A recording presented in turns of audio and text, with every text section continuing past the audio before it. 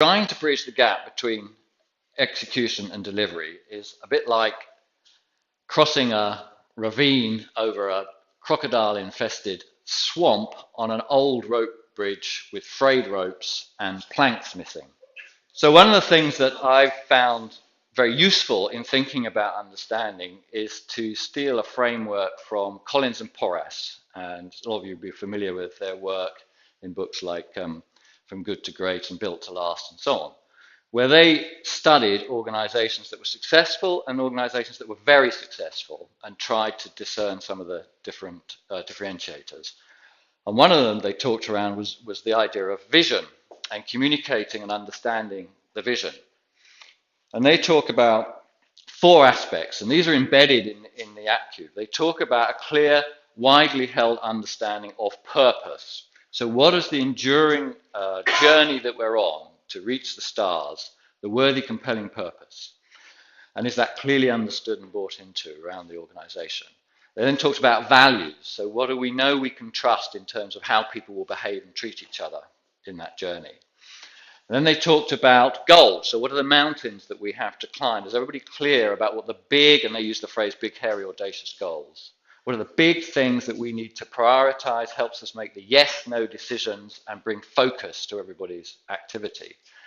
And for each party involved, the picture of success. So if I'm the person who needs to pack in my rucksack a flag because my job when we get to the top of the mountain is to unfurl it and plant it, if I have a picture of that and that is my success, I'm much more likely to remember to pack the flag, because it would be very disappointing if it wasn't there when I got to the top. So those four things are one way in which we can look at the level of understanding in the organization as a platform for implementing strategy and change. What I'm trying to get at here and help people look at in organizations, and again, this is just going through two levels, is how, unless you have a very different way of thinking about it, your communication from the top, in terms of your messages, just decays as you go down the organization.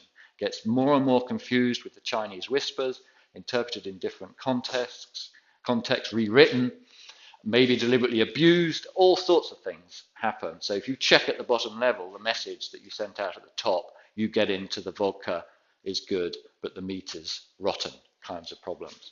And again, you see that in the difference here with the way in which the questions are being answered. So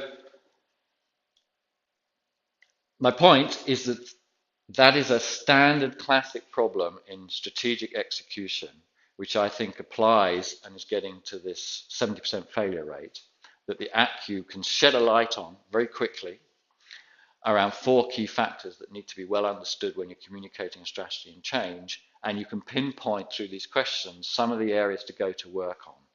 So one of the problems is, even if you know that things aren't going well, is where the hell do I start?